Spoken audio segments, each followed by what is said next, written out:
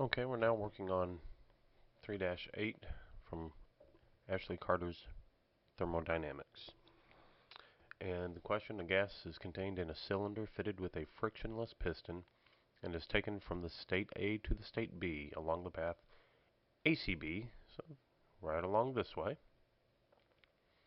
as shown.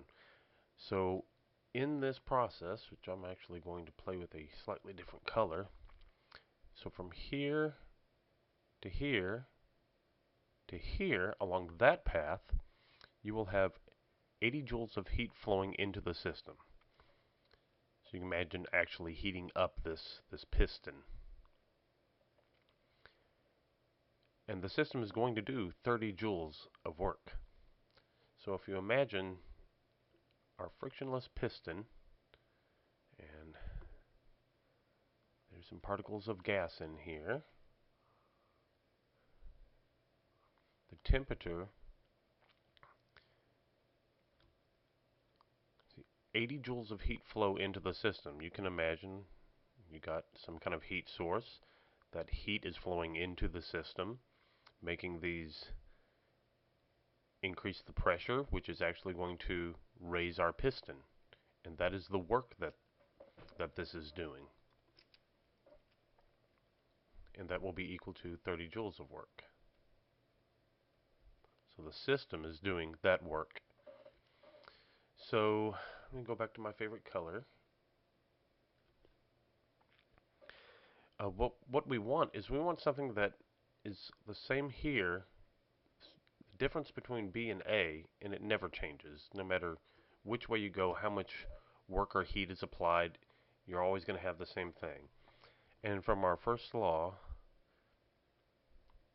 the change in internal energy is equal to the heat flow into the system minus any work that system happens to do. So from here, taking this not as a infinitesimal chunk, but if we just take our change in our internal energy is equal to our change in our heat minus the change that the work done by the system. Okay, so the great thing about our internal energy is it's a state variable. That means it doesn't matter, my change in my system doesn't matter whether I go this way, it doesn't matter if I go this way, or if I even go along this path in here, or any combination. It's always going to be the same. So let's go ahead and calculate that. Our change in U. Well, what was our heat exchange? It said 80 joules of heat flow into the system. So we're gaining internal energy with 80 joules of heat. That's our 80 joules right there. Now, our system's doing some work, so we're losing that from our internal energy. And the work was, system does 30 joules of work. Okay, math majors, here you go. Figure this one out. Somewhere around 50, I believe. Okay, so our state variable, U, our change in our internal energy is 50 joules. So now that we have that, now we can go back and calculate our heat flow. So what is our heat flow? Well, we're just solving for dq. Our heat flow, our change, let's actually just do our change in Q is equal to our internal energy, which we know is a constant no matter which way you go, plus the work done by the system. So that is equal to, for path ADB, it says the work done by the gas is 10 joules. Well, it's the same path. A to B, we calculated, was 50 joules. Luckily, we're going to A and B again. We're taking a different route, but it's the same path. We end up in the same place. So from here to here, we always gain 50 joules of energy in the system. Therefore, we can use that 50 joules here also, since we're going to the same path. And we did 10 joules of work. That gives us our change in heat, our heat flow, I should say, is 60 joules. And we got time, we can go ahead and tackle part B as well. And part B says, when the system is returned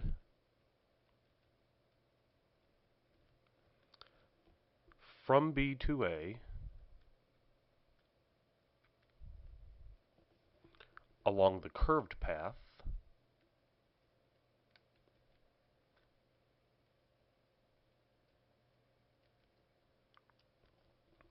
the work done on the system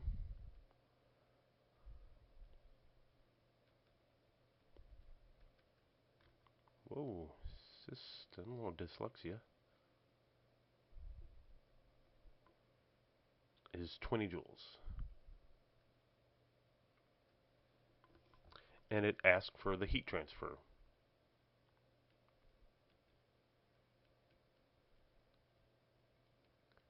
And we all know by now they're talking about what is the heat transfer, represented by this. Okay, so we're going along the curved path. We're going along this curved path, but we're going from B to A. So we're taking from our here, we're actually turning around and going this way. So we're going from here down to here. Well, we know from here to here we gained 50 joules in our internal energy. So if we're going to go backwards, our change in internal energy is going to be equal to negative 50 joules.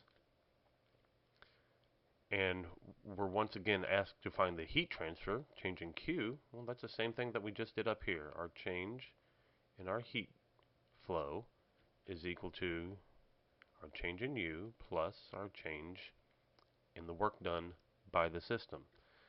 That equals negative 50 joules plus we had 20 joules, but this is work on the system. This is by the system.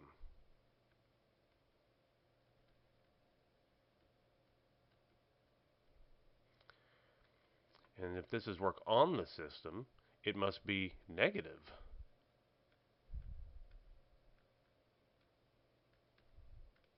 Negative 70 joules. Negative 70 joules. Alright, because the work on the system is equal to the negative of the work by the system. Alright, and let's wrap this one up.